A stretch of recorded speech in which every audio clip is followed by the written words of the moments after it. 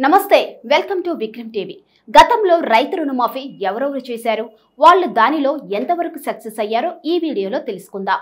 ఉమ్మడి ఆంధ్రప్రదేశ్ రాష్ట్రంలో ఉన్నప్పుడు కాంగ్రెస్ పార్టీ సీఎం అయిన వైఎస్ రాజశేఖర రెడ్డి రైతులకు రుణమాఫీ చేశాడు।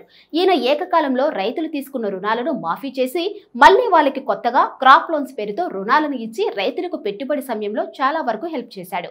ఇక ఈయన చేసిన ఈ కార్యక్రమానికి రాష్ట్రంలో ఉన్న రైతులంతా హర్షం వ్యక్తం చేశారు। నిజానికి రైతు రుణమాఫీ చేయడంలో ఈయన దాదాపు సక్సెస్ అయ్యారు। ఇక తెలంగాణ రాష్ట్రం సపరేట్ అయిన తరువాత అధికారంలోకి వచ్చిన టీఆర్ఎస్ ప్రభుత్వం విడతల వారీగా రైతు రుణమాఫీ కార్యక్రమాన్ని చేపట్టింది। మొదట ₹1,00,000 లోపు రుణాలు తీసుకున్న రైతులకు రుణమాఫీ ప్రకటించింది।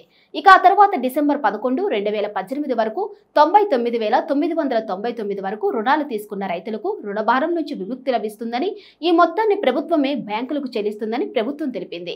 ఈ ప్రకటనతో 9,02,843 మంది రైతులు లబ్ధి పొందుతారని అప్పటి తెలంగాణ ముఖ్యమంత్రి కె చంద్రశేఖరరావు ప్రకటించారు। అయితే రాష్ట్రానికి చెందిన కార్యకర్తలు మాట్లాడుతూ ఈ చర్య 2018 వరకు తీసుకున్న రుణాలను మాత్రమే కవర్ చేస్తుంది కాబట్టి 2023 నాటికి రుణమాఫీలో కవర్ చేయబడిన వాటికి గణనీయమైన వడ్డీని పొందుతుందంటూ ఆరోపించారు। ఇక కేసీఆర్ వ్యవసాయ రుణాల మాఫీ వాగ్దానం వాస్తవానికి 2018 అసెంబ్లీ ఎన్నికలకు ముందు చేయబడింది। ఇందులో భారత రాష్ట్ర సమితి గెలిచి తెలంగాణ ఏర్పడిన తర్వాత రెండవసారి అధికారంలోకి వచ్చింది। లక్షలోపు పంట రుణాలు తీసుకున్న రైతులకు రుణమాఫీ చేస్తామని హామీ ఇచ్చారు। ఇక అప్పట్లో వ్యవసాయ రంగంపై జరిగిన సమీక్ష సమావేశంలో రుణమాఫీ హామీని పూర్తి చేయాలని కేసీఆర్ నిర్ణయించారని, 45 రోజుల్లో ఈ ప్రక్రియను పూర్తి చేయాలని అధికారులను ఆదేశించినట్లు ఆయన కార్యాలయం నుండి ఒక పత్రికా ప్రకటనలో తెలిపారు।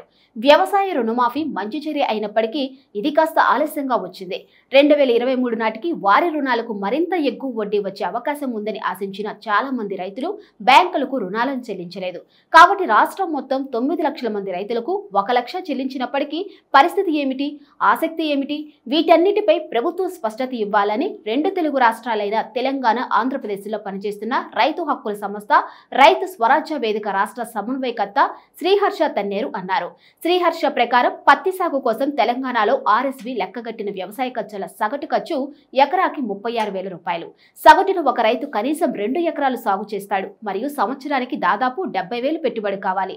డిసెంబర్ 2018 వరకు ఒక రైతు ₹1,00,000 లోపు రుణం తీసుకున్నప్పటికీ ఇప్పటికీ ఏడాదికి 10% పైగా వడ్డీ జమై లక్షకు పైగా పెరిగేదని ఆయన వివరించారు। దీని గురించి రాష్ట్ర ప్రభుత్వ అధికారులను అడిగినప్పుడు రుణమాఫీకి రుణాలపై వచ్చే వడ్డీని పరిగణనలోకి తీసుకోబోమని ధృవీకరించారు। కాబట్టి ఎవరైనా డిసెంబర్ 11, 2018 వరకు 1,10,000 రుణాన్ని కలిగి ఉంటే అప్పుడు కేవలం ₹1,00,000 మాత్రమే మాఫీ చేయబడుతుంది। పెరిగిన వడ్డీ ఉంటే వారే చెల్లించాలని వ్యవసాయ శాఖ అధికారి ఒకరు తెలిపారు। అలాగే కేసీఆర్ అనుసరించిన రైతు రుణమాఫీ అనేది పెద్ద ఎత్తున సక్సెస్ అయితే సాధించలేదు। ఇక ఇప్పుడున్న కాంగ్రెస్ గవర్నమెంట్ ఎలక్షన్స్ కు ముందు ఇచ్చిన హామీ ప్రకారం ఆగస్టు 15 వరకు 2 లక్షల లోపు ఉన్న రుణాలను పూర్తిగా మాఫీ చేస్తామని చెబుతున్నారు। వీళ్ళు కనుక మొత్తం రుణమాఫీ ఒకేసారి చేసినట్టయితే కొంతవరకు రైతులు మెప్పు పొందడంలో వీళ్ళు సక్సెస్ అవుతారు।